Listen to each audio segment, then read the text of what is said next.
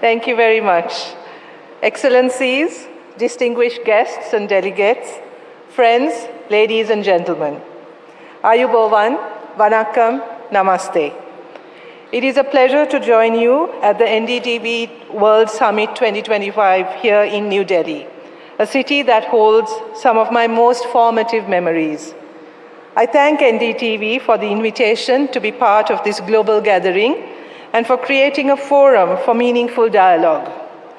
Since its establishment, NDTV has been a prominent news organization and a platform for vigorous public discourse. Over the years, it has evolved as a convener of ideas, bringing together leaders, thinkers, innovators, cultural icons, and other voices to engage in dialogue at the NDTV World Summit. Excellencies, ladies and gentlemen, standing here in Delhi feels like coming full circle. 3 decades ago, in the early 1990s, I was a student at Hindu College, a young student from Sri Lanka, navigating a world in flux. Delhi was a city of ideas then, as it is now, reflecting the enduring spirit of India through the centuries. It was a period of change and economic reform. For many of us students, it was our first encounter with the concept of risk in life, in economics, in politics, and in identity. Returning now, several decades later, I see an India transformed, a confident, vibrant nation of 1.4 billion people charting its own path.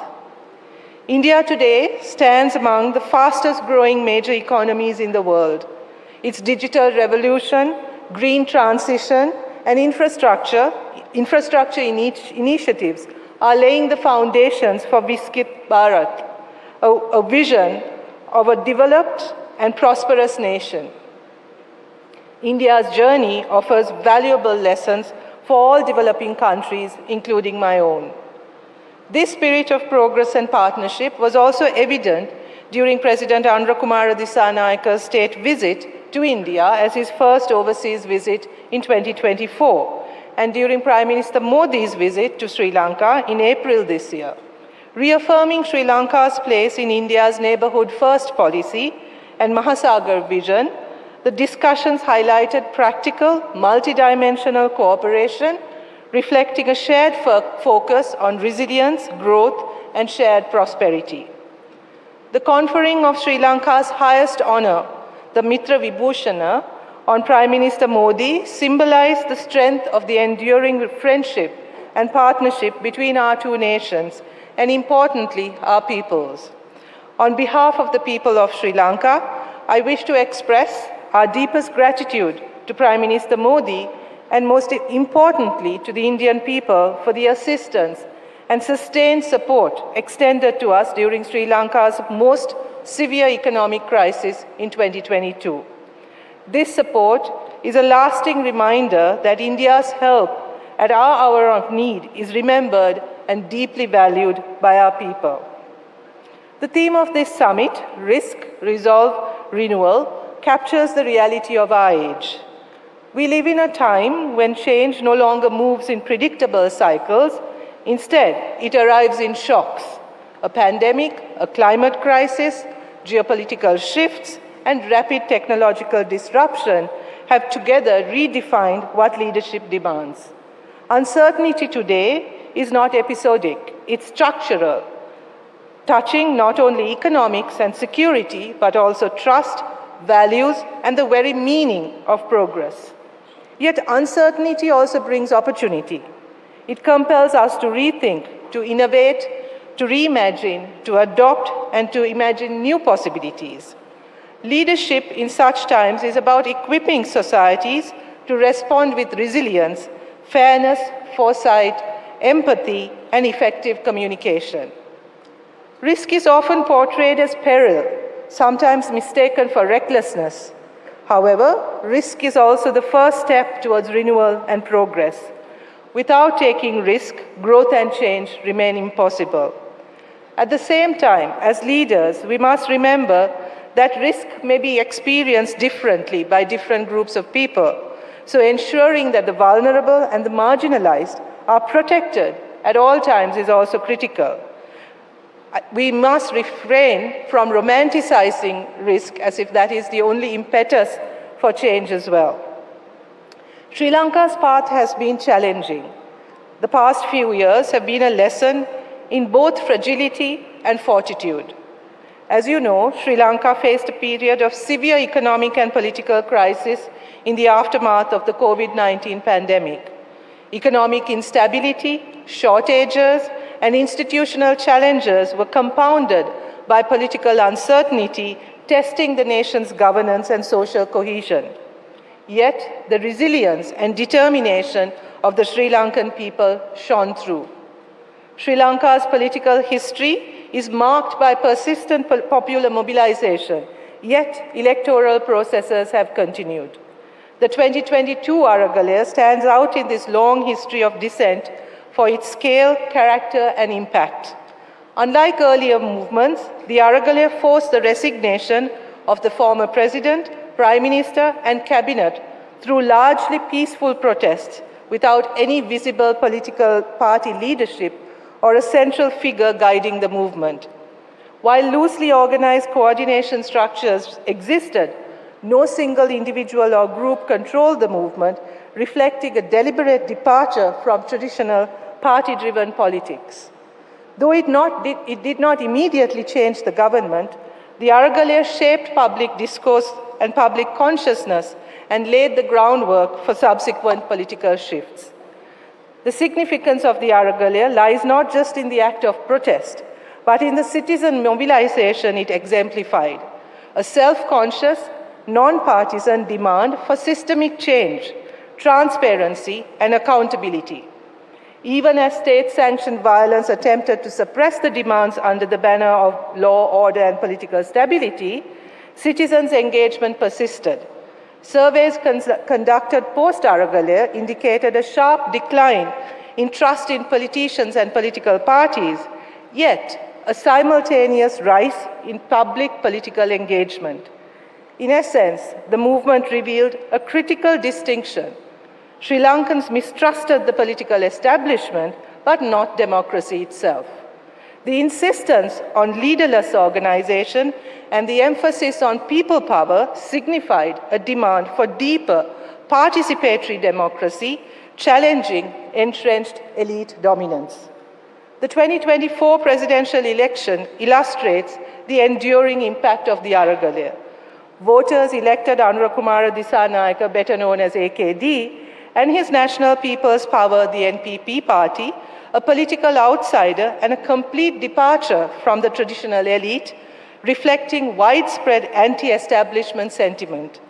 In the presidential election, Anurakkumara Dissanayake secured 42% of the vote, symbolizing a total shift in the class basis of political power, from a Colombo-centric, westernized elite to a broader coalition of non-elite social forces.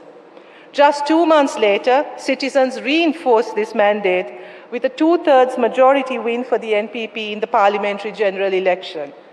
These outcomes underscore the power of people's mobilization and the resilience of Sri Lankan citizens in exercising their democratic rights and maintaining faith in elections as a mechanism for accountability. Excellencies, ladies and gentlemen, the broader engagement of women in mainstream politics has increased significantly. Until 2024, the highest percentage of women in parliament, in the Sri Lankan parliament, was just 5.8%, whereas it now stands at nearly 10%. For the first time in Sri Lanka's history, the 225-member parliament includes 22 women, of whom 20 are from our party, the National People's Power. This includes 2 cabinet ministers, including myself, and a deputy minister. All of these women have no prior political lineage. Notably, for the first time, women from the Malayagam community have been elected to power. While we know this is not enough, it is a meaningful beginning. Additionally, one of our parliamentarians is a person with visual impairment representing the disabled community, reflecting our government's commitment to diversity in parliament. Also, for the first time, a single party is represented from members from every district in Sri Lanka. So all 25 districts elected members of the NPP to parliament this time. This milestone reflects not only a significant shift in political representation, but also the broader impact of the Aragala in creating space for new voices, promoting inclusivity, and enabling meaningful participation of previously underrepresented groups in governance. The presidential and parliamentary elections of 2024 gave the National People's Power government a clear mandate for transformational change, to build a clean, inclusive, accountable, and forward-looking Sri Lanka. Under President Andra Kumara Dissanayaka's leadership, we have chosen to take responsible risks. We have reaffirmed our commitment to sound macroeconomic management and fiscal discipline. We are restructuring debt, modernizing governance, digitizing public services, seeking to implement structural reforms under the IMF Extended Fund Facility, increasing revenue through fairer taxation, protecting social safety nets for the most vulnerable, and encouraging investment. The IMF now recognizes this resolve.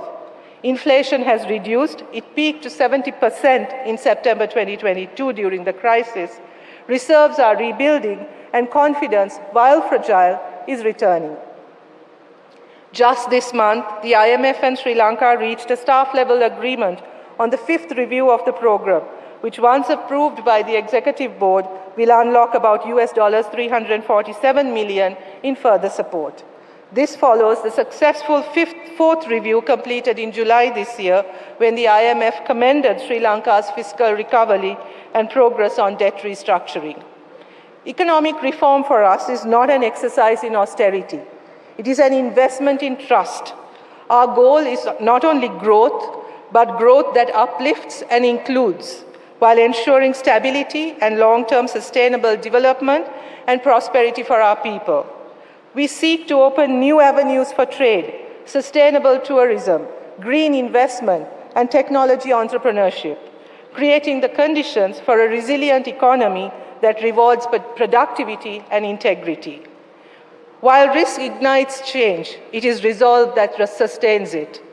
While, as I said before, the IMF's latest assessment acknowledges Sri Lanka's recovery, and the World Bank's Public Finance Review of September this year acknowledges Sri Lanka's fiscal consolidation as one of the largest in the country's history, equal to about 8% of GDP over 3 years, both the IMF and the World Bank remind us that progress is fragile and that we must stay the path. Resolve, therefore, for us is not just about endurance, but about moving from crisis management to strategic governance. Renewal is not about returning to where we were, but transforming into something better, stable, sustainable, and resilient. President Dissanayaka has articulated a vision of a unified, just, reconciled, and dignified Sri Lanka, one that heals old divisions while embracing future opportunity and upholds social justice. His call for integrity and transparency aligns with our citizens' demands that renewal must not only lift GDP, but raise fairness and faith in public institutions and corruption-free governance. At every level, his call for inclusive governance, for a digital Sri Lanka, and for transparency at every level is based on the recognition that recovery is hollow unless citizens feel ownership of it. The World Bank's latest development update supports this approach, highlighting how technology, clean energy, and sustainable tourism can drive equitable growth. And it is accepted that Sri Lanka's continued reform momentum, coupled with social protection, is what will make Sri Lanka's recovery last. Renewal also means partnership. The agreements signed during Prime Minister Modi's visit to Sri Lanka in April this year are not transactional. They are foundational to the India-Sri Lanka partnership built on sustainability and shared security and prosperity. The title of my address, Steering Change in Uncertain Times, to my mind, reflects the task of every government and generation, more so now in the face of climate change, AI, geopolitical shifts and changes, and weakening multilateralism. Countries such as mine cannot control the tides of global change, but what we can control is how we respond with clarity of mind and purpose, a sense of cooperation, partnership, and values. Today, as Sri Lanka rebuilds, our partnership with India has evolved into a forward-looking, multifaceted collaboration in every conceivable area, from development cooperation, training and capacity building, connectivity including grid connectivity, energy security, digitalization, education and technology, trade and investment, defense, tourism, and cultural, and importantly, people-to-people connectivity.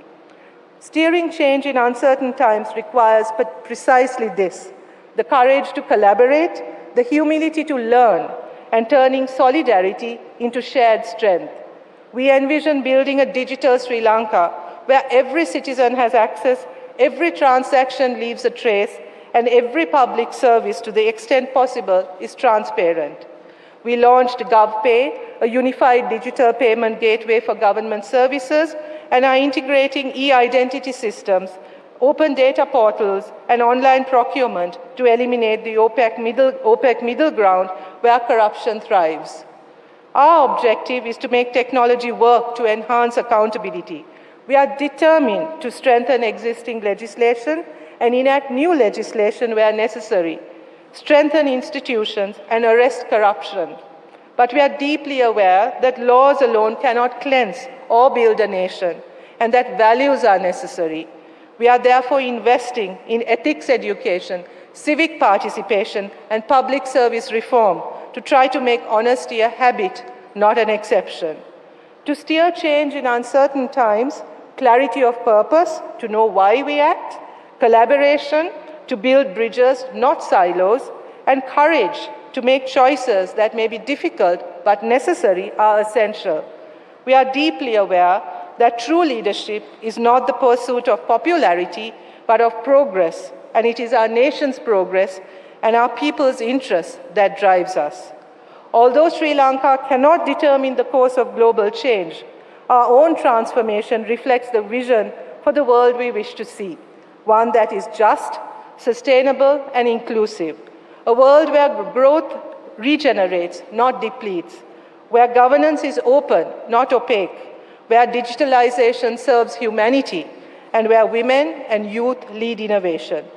At this moment, with all humility, we believe Sri Lanka offers hope of recovery, democracy, and inclusion. I want to say to the young people of India, Sri Lanka and beyond, you live in an era where the boundaries of geography matter less than the boundaries of imagination.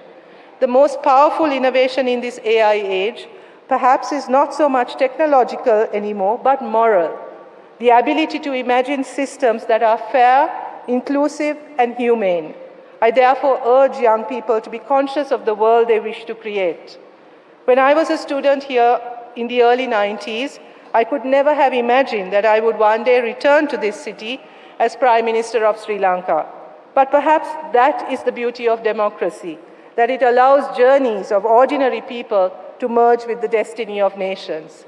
Sri Lanka's journey today is one of renewal through responsible governance, creating pathways for economic progress, sustainable development, reconciliation, and peace. In terms of the UNDP's Human Development Index, Sri Lanka ranks in the high HDI category and is the highest ranked in South Asia. As an island nation, Sri Lanka has remained independent while maintaining close historical ties with India, preserving its distinct identity and individuality. In this journey, we engage with multiple countries and international organizations, and India remains a partner of long-standing trust and collaboration. Today, India is Sri Lanka's largest trading partner, largest source of tourism, and a leading investor. A little known fact, perhaps, is that Sri Lankan companies have invested in India as well. Sri Lanka's flagship investment, Brandix India Apparel City in Vishakhapatnam, provides employment to about 20,000 Indians, of whom roughly 18,000 are rural women from villages in Andhra Pradesh. Sri Lanka seeks to develop a maritime hub for the Indian Ocean region, offering a cost-efficient gateway for global trade through our deep water and well-equipped ports along the east-west shipping lanes. These ports can be further developed as international trade hubs, supporting regional connectivity and economic growth. As a strategically located island nation, Sri Lanka is well positioned to complement neighboring countries' trade and development ambitions. Enhanced trade routes and port infrastructure can drive economic benefits not only for Sri Lanka, but for the broader region as well. Of course, the India-Sri Lanka Free Trade Agreement, which was a first for both our countries long back in 1998, needs to be upgraded. It would be mutually beneficial to explore how Sri Lanka can integrate more fully into India's manufacturing and service sector value chains. As India positions itself as a global manufacturing hub under the vision of Viksit Bharat, Sri Lanka could serve a complementary production base, particularly in sectors such as textiles, electronics, and food processing, supporting regional economic growth and collaboration. Indian ocean security is a shared concern for both our countries, underscoring the importance of continued collaboration in maritime security, regional cooperation, and energy security, with a particular focus on renewable energy development for our mutual benefit. The deep historical and cultural ties between our two countries also create opportunities for enhanced tourism cooperation and people-to-people exchanges, supporting economic development on both sides. The tourism sector offers opportunities from hospitality to infrastructure, to creating new and exciting experiences for visitors from around the world. It is very important that India-Sri Lanka relations, especially in trade and investment, must not be seen as a zero-sum game. It is to the advantage of both countries that the business community on both sides of the Pork Strait begins to focus on the long-term view, treating Sri Lanka as a common space when it comes to trade and investment. I would like to take this opportunity to warmly invite the people of India, as well as the Indian business community, to visit and rediscover Sri Lanka, fostering stronger ties across the Pork Strait. We are building a nation that learns from its past, that places a premium on transparency and competence. With the highest literacy rate in South Asia, our workforce is ready to demonstrate what can be achieved when given the opportunity. Our commitment to good governance is steadfast, recognizing that sound investment focused on public benefit follows trust, and that trust must be earned. In a fragmented and uncertain world, nations like ours can only thrive by building bridges of trade, knowledge, trust, and partnership. India's rise, coupled with its inclusive approach, provides an anchor of stability. For Sri Lanka, this partnership embodies a shared belief that we achieve more and rise stronger when we rise together. Thank you, NDTV, for convening this dialogue of ideas. And thank you, India, for your warm and gracious welcome. You welcomed me almost 30 years ago, and you have welcomed me again with that same warmth today. Thank you so much. Thank you very much, Madam Prime Minister. It's an honor that you had the opportunity and you gave us the privilege of addressing from the stage in your first visit to India.